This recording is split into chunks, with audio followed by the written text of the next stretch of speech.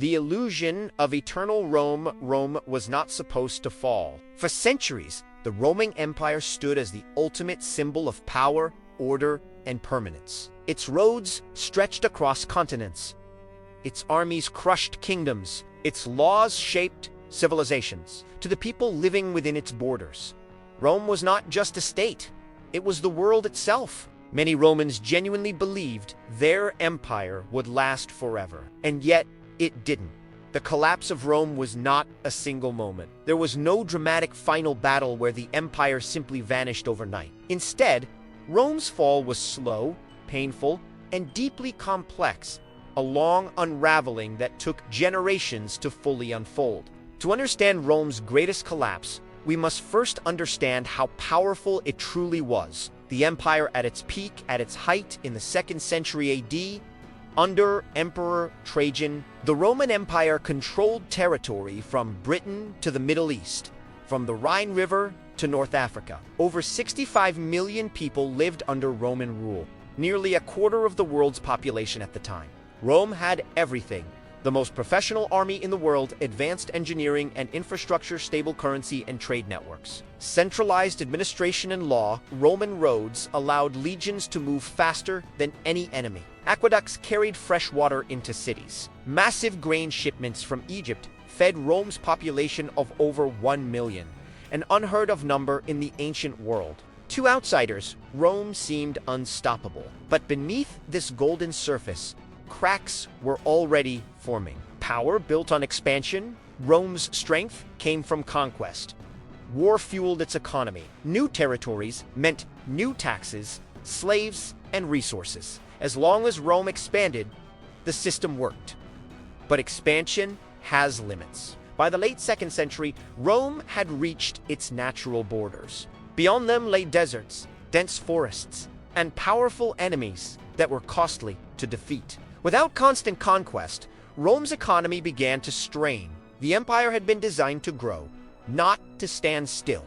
When expansion slowed, problems that had been hidden for centuries began to surface. The crisis of leadership. Rome's political system was fragile. Emperors were not chosen by law, they were often chosen by force.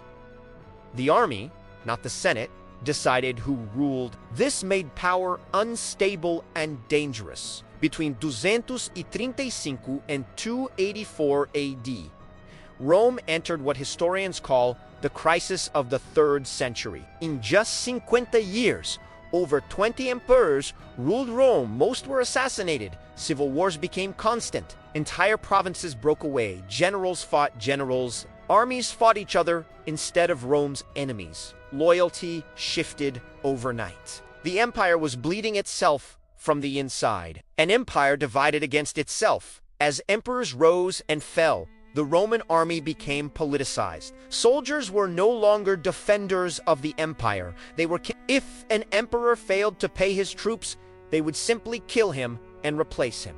To afford loyalty, emperors debased Rome's currency, reducing silver content in coins. Inflation exploded. Prices skyrocketed. Trade collapsed. Rome was still powerful, but it was unstable. Economic collapse begins. Rome's economy relied heavily on slaves captured through conquest. When wars slowed, the slave supply dried up. Farms failed. Productivity dropped. Small landowners were crushed by taxes and abandoned their land. Wealth concentrated into the hands of elites. The middle class vanished. To survive, many Romans became tied to large estates, an early form of servitude. Rome's economy was no longer dynamic.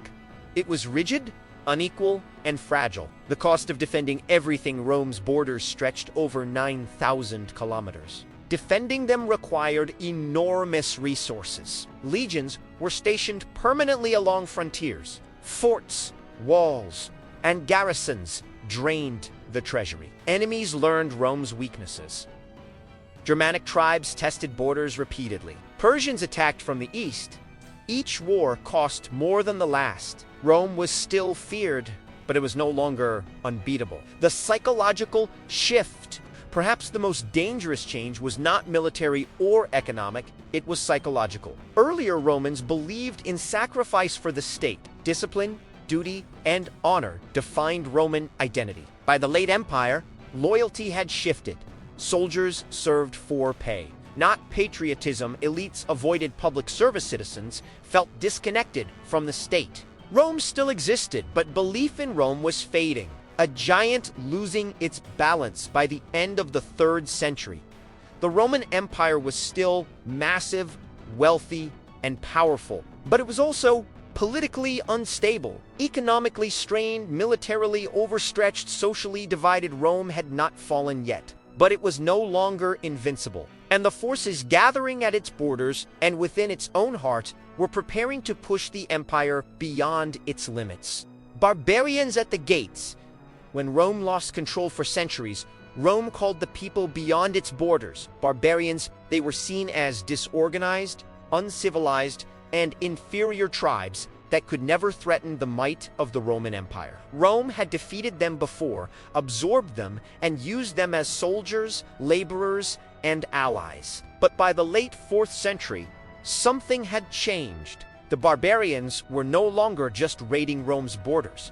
They were moving in permanently. The world in motion, the fall of Rome, cannot be understood without understanding one simple fact. The ancient world was on the move. Across Central Asia, a mysterious and terrifying force appeared: the Huns.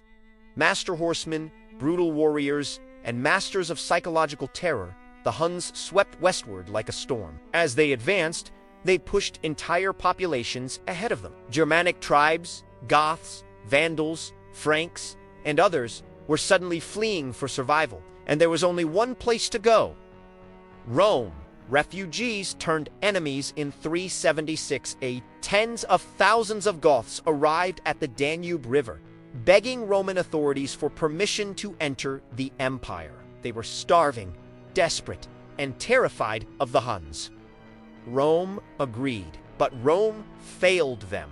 Roman officials exploited the refugees, starving them, selling food at extreme prices, and even enslaving Gothic children. What was meant to be controlled settlement turned into chaos.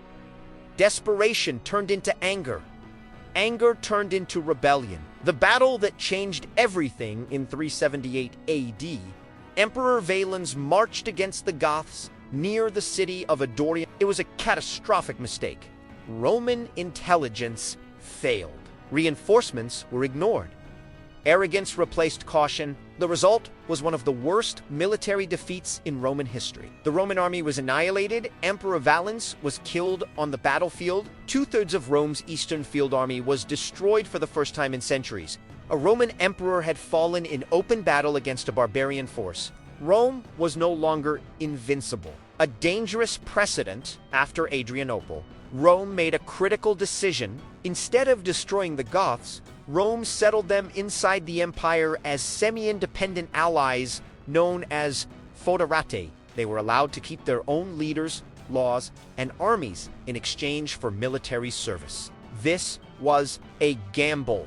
Rome had effectively invited armed foreign nations into its borders. It solved short-term manpower problems, but created long-term instability. The empire was now defending itself with people who did not fully belong to it. The sack of Rome in 410 AD, the unthinkable happened. The city of Rome was sacked.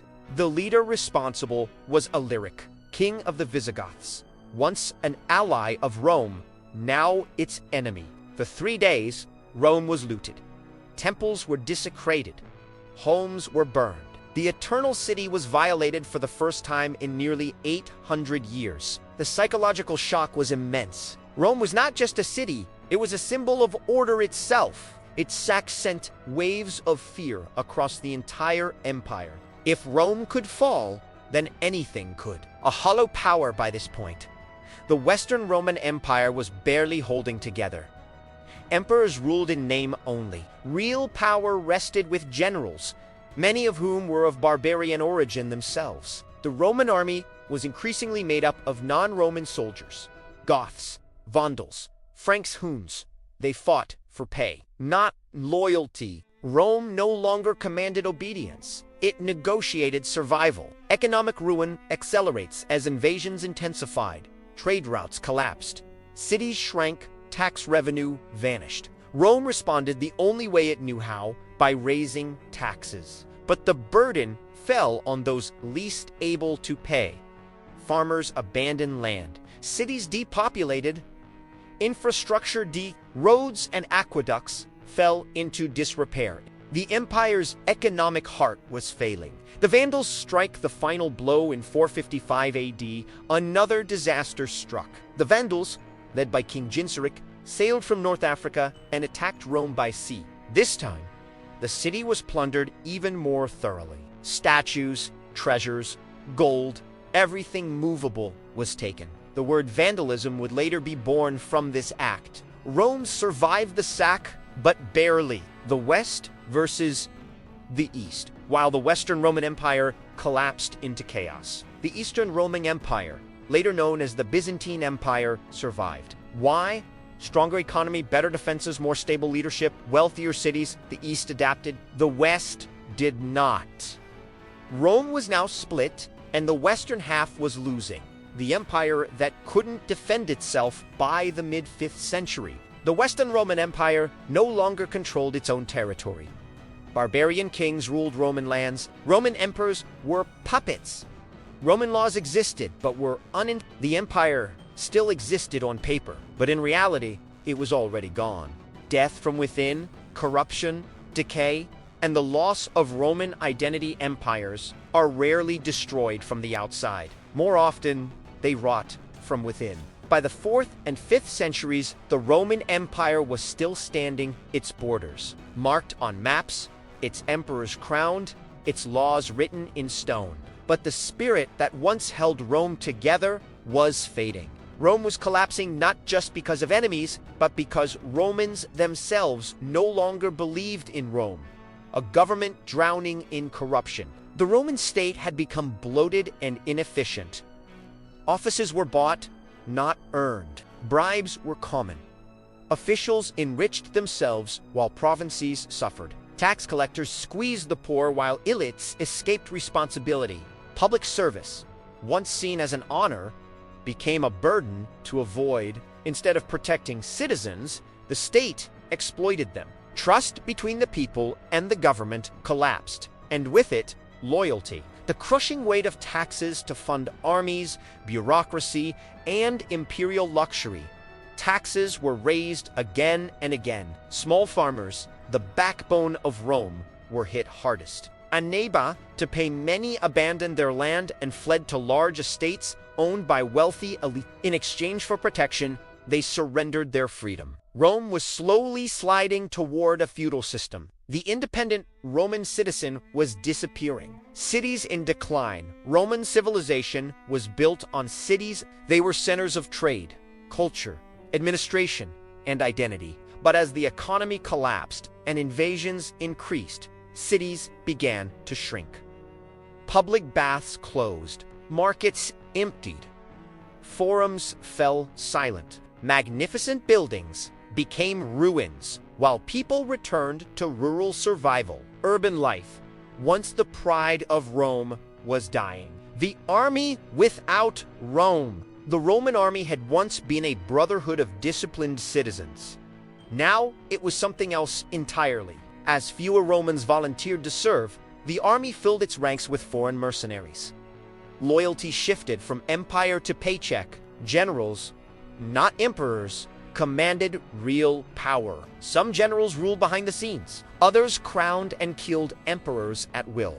Rome no longer controlled its army. The army controlled Rome. The loss of Roman identity, perhaps the most dangerous collapse, was cultural. To earlier generations, being Roman meant something. It meant shared values, duty, sacrifice, and pride in the state. By the late empire, that identity had fractured. People identified more with local regions, ethnic groups, religious communities, than with Rome itself. The empire was no longer a unified people. It was a collection of survivors. Christianity and a changing world. Christianity did not cause the fall of Rome, but it transformed it. As Christianity spread, traditional Roman religious practices declined. Temples closed. Old rituals faded. The gods that once symbolized Rome's power were abandoned. More importantly, Loyalty shifted from the state to faith. Christian values emphasized the afterlife over worldly power, humility over conquest. Rome's identity was changing, and it struggled to adapt. A society of extremes, wealth inequality reached staggering levels. A tiny elite lived in luxury while the majority struggled to survive. Social mobility vanished. Corruption protected the powerful. Anger grew. Hope faded. Trust disappeared. Rome no longer felt like a shared project.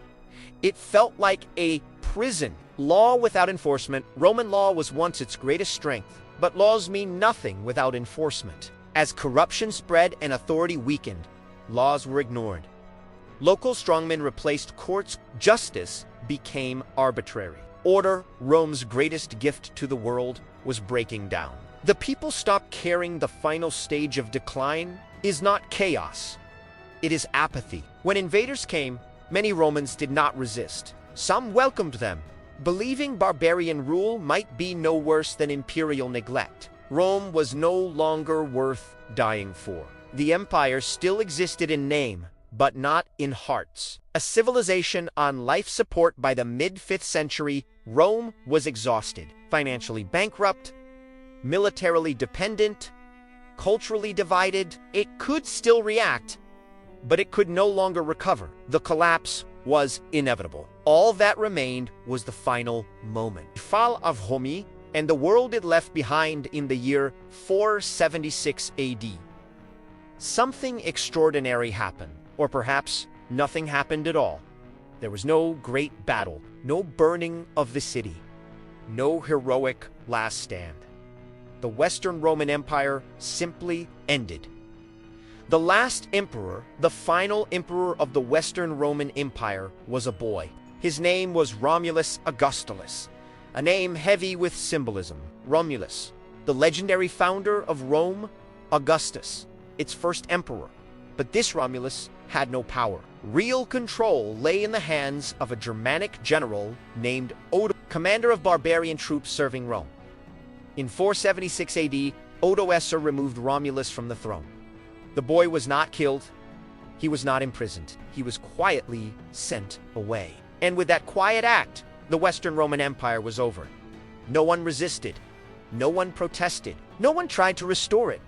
Rome fell not with a scream, but with a whisper. Why no one fought back? This is perhaps the most haunting part of Rome's collapse. For centuries, Romans had fought relentlessly to defend their empire. But in the end, they didn't.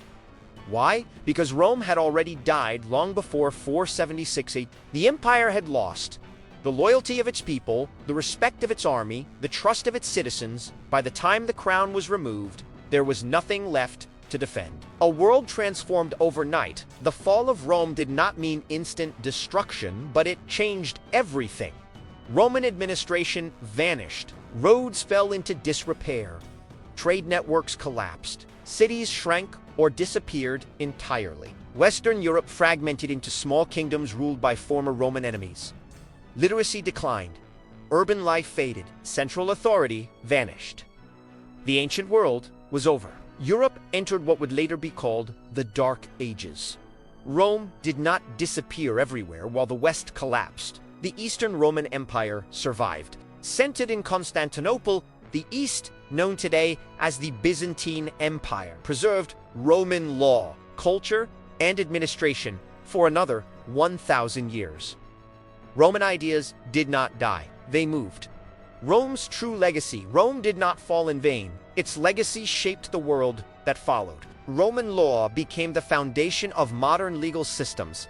Latin evolved into modern European languages. Roman engineering inspired future civilizations. Christianity spread through Roman roads and cities. Even the barbarian kingdoms adopted Roman customs, laws, and titles. Rome was gone, but Rome lived on. Lessons from Rome's greatest collapse. Rome's fall was not caused by a single enemy or event. It was the result of many failures coming together.